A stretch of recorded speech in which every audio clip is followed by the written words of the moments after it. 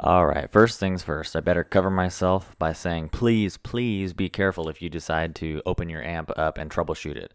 There's a lot of power inside of these things, so as with any electricity, you should take maximum precautions, and I'm not responsible if you hurt yourself or break your amp even further than what it might already be in the event you're watching this video because you're having issues with yours. So with that said, I think that you will find this video extremely informative. This video is honestly a journey. Nothing is scripted, and I have a lot of great information about electronics and these amplifiers in this video, and we go over the entire troubleshooting in this video. I know it's a long video, so if you happen to watch through the entire thing, thank you so much. And if you just care to know what the ultimate fix was, then start at about the 18 or 19 minute mark. Here's a spoiler alert. It was one bad capacitor which caused a resistor to burn up. So the fix was replacing one capacitor and one resistor, and that's only in this case with the symptoms of this customer's amplifier that they shipped to me. If your amp has other symptoms, this video is still very helpful in diagnosing your amp because, like I said earlier, I have a lot of great information in this video and troubleshooting steps as we went through the troubleshooting in this video. There's a lot of fuses on the inside of this amp, so it's best that you still watch this video. So as I wrap this up, if you like these videos, please like and subscribe. Feel free to buy me a coffee in the description of this video. If I am your absolute last resort and you don't want your $700 paperweight of an amplifier sitting around broken and you don't want to do this, then drop me a message in the comments and maybe we can arrange for you to ship it to me. I'd be happy to try and get it fixed, and we can talk about pricing through email. So anyway, that is the full disclaimer, and thanks again, and I hope you guys enjoy this video. Hey everyone, how's it going? New year here, so trying to get out some new fresh content for you guys. I had a subscriber reach out to me just about a month ago, and they had a friend who had a Monoprice 6-zone whole home audio amplifier. And they reached out to me. They said, hey, we just had it a little over a year, and unfortunately it quit working, and we contacted the company, and it's out of the warranty period. And naturally, I said, why didn't you buy Soundavo? No, just kidding. I didn't say that. They do have a better warranty, but I said, yeah, if I don't know if I can fix it, I'll try my best. I'll look at it. I've never surprisingly opened up the inside of one of these amplifiers, believe it or not. So I said, hey, if it's the last resort, go ahead and why don't you mail it to me? And if I can fix it, I'll do a video on it. So I just got this at the end of last week. I haven't even pulled it out of the box yet, so I'm going to get this thing out of the box. We're going to open it up. We're going to take a look at it, see if we can figure out what's going on with it, and maybe this will turn into a video that's how to fix your Monoprice amplifier that's not working anymore. So I don't know, we'll see. Let's get this thing unboxed and let's see if we can do something with it.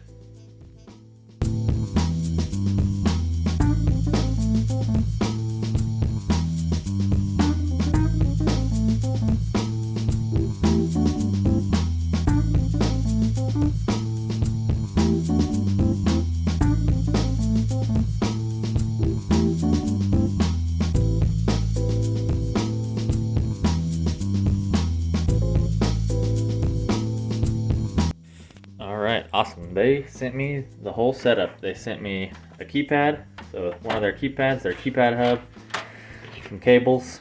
So yeah, they sent me the whole get up. So let's go ahead and I'm going to get one of my spare speakers. We're just going to hook it up and we're just going to see what it's doing exactly. I'm not even 100% sure what it's doing, so let's figure that out. Alright, got everything hooked up here. Got my test speaker. Got everything, got it just going into zone 1 here, and let's make sure we don't want it on bridge mode, so make sure we got that in the right mode here. So yeah, we're in stereo. Okay, so I'm gonna go ahead and turn it on. So there is power. The keypad is lit up. It's hard to tell, but it's lit up. Maybe I can get it to focus. Oh, sorry. Okay, so source 1. Okay. And And what I forgot was my RCA to 3.5 millimeter to play some music. So let me go get my cable real quick to plug in my laptop or something, and I'll be right back. Okay, we're back. So got the audio cable. Luckily it's long enough, it just goes into my desktop. And also one other thing, I had plugged it into zone 1. The keypad he sent me was configured for zone 3, and I just didn't want to mess with the switches, so I went ahead and plugged the speaker into zone 3 instead, just so I didn't have to mess with the switches. So I've got music playing, supposed to be playing. So here we go, let's turn it, let's see, source 1, that is what I plugged these into, so that's source 1, so we've got the right source. And we know that it's controlling zone 3, so zone 3, that is white, so we know zone 3 is on. But we're not hearing anything. So that must be the symptom. We don't get anything at all. So again, I've never opened one of these up. Let's open this case up and let's see if, let's see what we can find. Let's see if we can see anything out of the ordinary. And yeah, let's just see what we got underneath here. So it looks like all you have to do to get inside this is just take off these 4 screws, and then there's, looks like 3 on the sides, 4 more on the back, and 3 more on that side. I believe that's all you have to take off. So that's what I'm going to start with. I'm going to put the phone down, take those screws off, and then we'll see. I think this slides back a little bit. Okay, so this is what it looks like when I took those screws off. I haven't even taken the cover off, but you can see that it naturally just wanted to come up. So as I was taking the screws off, it was just starting to kind of bend and curl up. So take this off, and this is what we are left with. So looks like, so your power comes in here, and by the way, yeah, definitely unplug everything before you mess with anything, and just be careful. But the power comes in through here, and so the power board looks like it's this one. So I'm going to put the camera down so I can focus a little bit more, and I'm going to just look around and see if I can see anything. Let me turn my flashlight on here. So anyway, yeah, it's just too hard to tell right now. I'm guessing if it's not outputting power, I don't know. It's hard to tell yet, but I'm gonna thoroughly inspect all of these components, and I'll be back. I'll report if I see anything out of the ordinary. Okay, like about 2 seconds after I put the phone down, I immediately spotted something. All right, and that's on this power board. So if you look right there, that resistor is clearly burnt up. So that's, sign number 1. And maybe, if we're lucky, maybe we can replace that and everything will work fine. But yeah, I'm gonna inspect all the capacitors, make sure that I don't see any bulging tops on any capacitors, whether they're big or small. I'm gonna inspect all of the other resistors, the transistors is what I meant to say, so these things here. So I'm gonna inspect everything else, and I will report back if I see anything else. There's a fuse right there. It looks like that fuse is not blown, so that's good. So be looking for anything like that out of the ordinary. So we've already got sign number 1 that we've got an issue right there. So I will report back.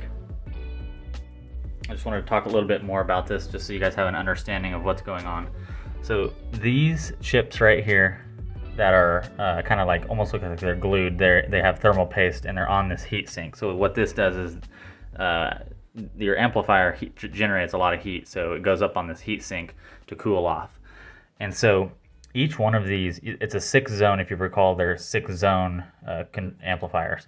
So you've got 1, 2, 3, 4, 5, and 6. You got 6 amplifier transistor MOSFETs, whatever you would want to call these. Those are the actual amplifying chips.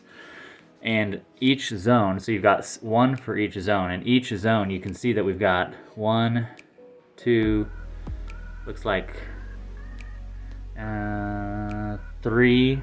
You have 3 separate fuses, it looks like, for each zone. So yeah, so there's 12. Okay, so maybe there must only be 2 then. Yeah, that's right, there's 1 on each side. So this one over here, and then that first one right there, those go together. So it's kind of like sandwiching them together.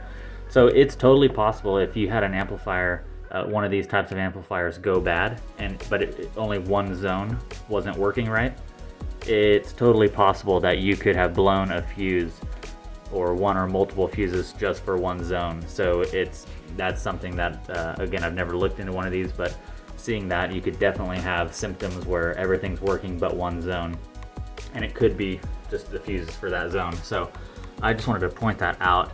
I don't see anything else that's really jumping out at me other than this power board, and that could make perfect sense. Why? Because if we look at the wires here, you've got the power coming in from your plug, and it's plugging in right here. So you've got your main power hitting the board right here, and then this is your transformer, so this is generating more power. And so you've also got wires, it looks like, let's see here, that was going to the board. Yeah, you've got wire, so then this big giant transformer is also connected to the board. But then if you also look over here, we've got positive and negative here. It says power and ground, and that's what these are. And so that is jumping over to this board. So I could definitely see where one component could be impacting power flowing through to the rest of the board, and that's possibly why we're not getting any sound. So yeah, one simple, a simple resistor like that, I could see that. I don't know if that's the only problem, but we're gonna find out. And I actually have a good idea that it's gonna take me a little bit more time, because assuming that that's the problem, I'm gonna have to order a resistor and pull that board out in order to solder that new one on. But I have an idea. If you guys recall and have been following along with some of my other videos, I just recently swapped out that external, my second Soundavo amplifier, which uses the same components. I just swapped it out for their new extension amplifier. So upstairs in my house, I have an extra DAX66 amplifier, and I'm not using it right now. So what I'm thinking I'm gonna do is I'm gonna take the board out of that one, take this one out because it needs to come out anyway, regardless, because I need to try to fix that. And I'm just going to temporarily hook it up into here, because I know that's a good one. And I'm just gonna hook it up in here and just see what happens. I'm gonna see if it works. And if it does, then I know that it's probably just that resistor, and hopefully none of the traces within that board, hopefully there's no PCB traces that are damaged, and hopefully we can just pop that out, put a new one in, and everything's gonna be working again. So yeah, I think that's the plan. I think I'm gonna pull that out on my good one and just swap it out, since I luckily have that one. And we're gonna see what happens, see if it fixes it. All right, I got the board out finally. They really don't want you to get this thing out. There was one, there's a screw right there in the middle, 2, 3, another one, let's see, right around here somewhere. That was 4, 5, 6. They had like 6 screws on this thing. And this white ribbon cable, it does not come off from this side, so you have to disconnect it from right there. And actually, I realized I disconnected both of these. This one goes back right there. It connects the front panel lights, it looks like. So I didn't actually have to undo that one. I thought I did. So yeah, and some of these connectors, I mean, one of them, this one here, I mean, some of them did not want to come off, so I'm gonna have to put the end back on that one. It slid right out. But yeah, some of these did not want to come out. They did not want you to get this out, but otherwise it was pretty straightforward. It helped to, I got some of these unplugged, and then it helped, I undid the screws and got this out, and then I was able to unplug, like those 3 right there were pretty difficult to get to, so yeah, so unscrewing it helped. So okay, so I got it out. I am going to go upstairs, get my other amplifier, take the board out, and then I'm just going to hook it up right here. I'm not gonna screw it down, I'm just gonna hook it up here, and then I'll be back to turn it on and see what happens. There's the good board. We've got a good resistor on that one, so we know this one's good. Taking it over here, then we're gonna plug it in and then turn it on. Okay, I got it all hooked up. I've just got a folder here, a paper folder, because there's, you know, traces on the back of this, and so that's why there's these standoffs down here, because it's not setting directly against the metal. So I just put that there just to be safe. That way it wasn't touching any metal. But otherwise I've got it all hooked up. So let's turn her on. The power button is here, so there's no button here because it's on here. So I guess let's just turn it on and see. Got all of our lights on. And my music is playing still. Oh, no, it's not. Well, that's good. Okay. Music's playing. Let's go ahead and turn it on and see what happens. So, zone 1, source 1. Whoa! Look at that. We got music. All right. Listen to that. Awesome. Okay, I think that was it. So what I'm gonna do for this subscriber of mine, I am going to go ahead and order the resistor for that board, assuming that's the only thing wrong on the board and that something else did not fry. But the back of it looks good. So there's the resistor. So if we look just directly, we just flip it right here. I mean, you can kind of see a little bit, but really, it doesn't really look that bad. So I think it's gonna be okay. Anyway, I think it's just the resistor. I'm gonna go ahead and hop on Amazon tonight, order that before I go to bed, and then we will show the replacement of that and then putting it back on. And then if it all works, I'll edit the video, upload it to YouTube, and give you guys some good content. So anyway, that's a wrap for tonight. We will be back in a few days. So one more thing real quick before I hit the bed tonight. So the color code on my good one, it's yellow on the far end, and then there's a space, and then it's 2 blacks and a brown. And so if we look at a resistance calculator, we can see that we've got yellow on this side. You can dial in what your colors are. We've got the space, 2 blacks, and then the brown. So this is telling me that it's a 10 ohm resistor with a 5% tolerance. And just to double check that, I've got my multimeter here, which I'm gonna try to, oh geez, let's see here. Let's see if we can get the screen in here. Okay. I'm gonna just test it as well. That's another sign, you know, that it should read about 10 ohms if it really is. So let's see what we get here. Oh, look at that.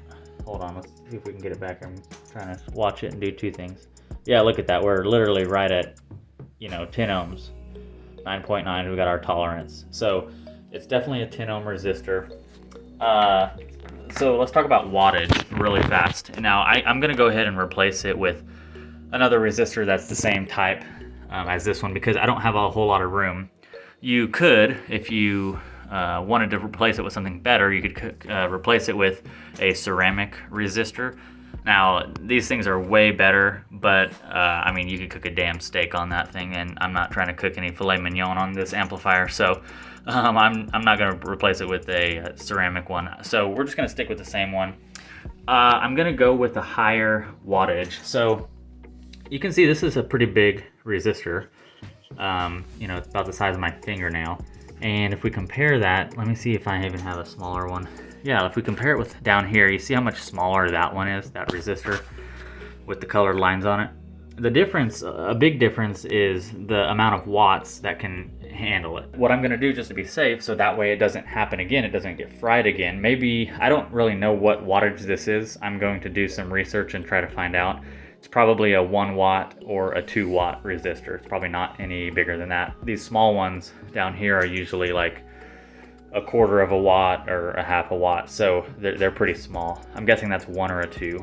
I'm probably gonna at least do a 2, if not a 3 or a 5. So it's okay to get bigger wattage because you're not trying to make the resistor be the fuse.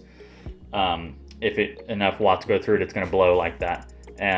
So it's okay, in my mind, it's okay. I took some engineering classes. I'm a computer engineer, not an electrical engineer, but in my mind, I'm perfectly fine letting higher wattage be able to go through that, because if something else is going to blow, it's going to be another fuse somewhere else, not the resistor, so we don't have this problem again in the future. So yeah, anyway, 10 ohms, 5% tolerance, probably going to go with the 3, anywhere from a 3 to a 5 watt. I will report back what I end up buying. So, all right, thanks. We'll talk to you in a few days.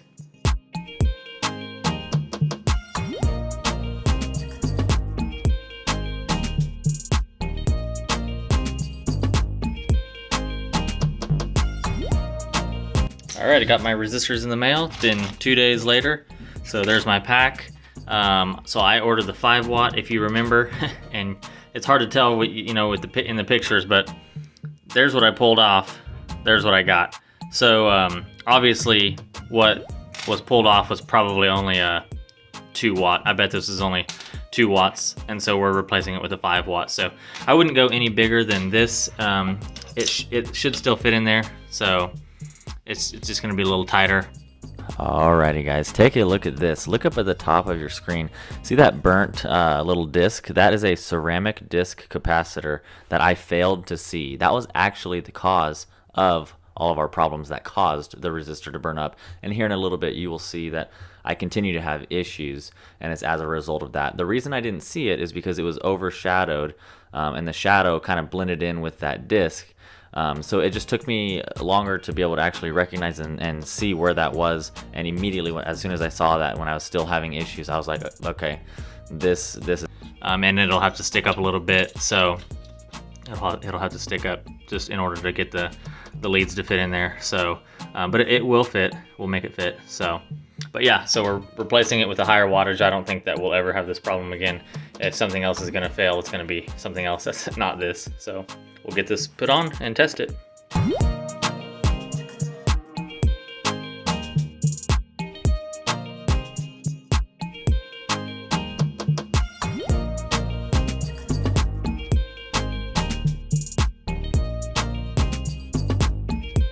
So there's clearly something else wrong with the board, which was my fear. This thing started smoking when I turned it on. Let me see if I can do it again here. Yep. So see, it was getting red and glowing right there. So we've got a problem with the power board of some sort.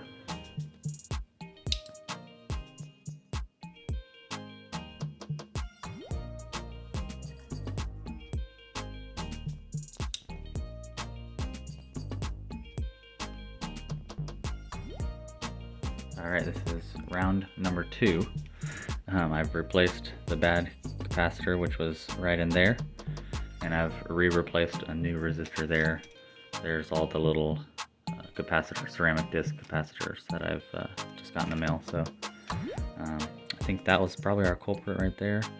So I've got that little guy replaced and this one, and now it's round 2. Try to fire it up and see what happens.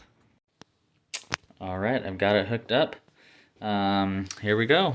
I'm going to first just plug it in and click it, and we're just going to watch and make sure that we don't have any red hot smoke or glowing or anything like that. And we would have seen the red hot glowing by now. That guy down there, that capacitor looks good.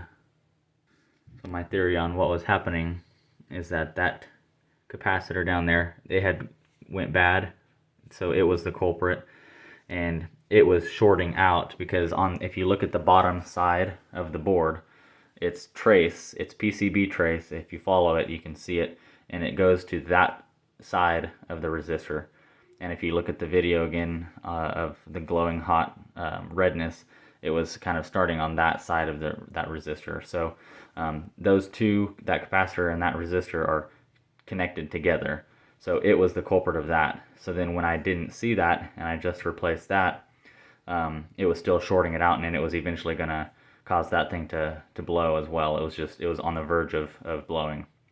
So we don't have that happening right now, and I have music over here on this computer today playing.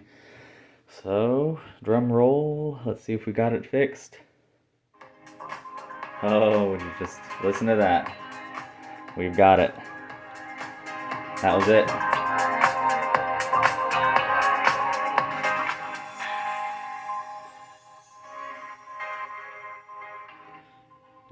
turn this off. So that was it. Just $10 worth of components and just a little bit of TLC on these things, and fix your almost $700 amplifier can be fixed. So anyway, guys, shoot me a comment. Hopefully you guys liked this video. Hopefully it's helpful.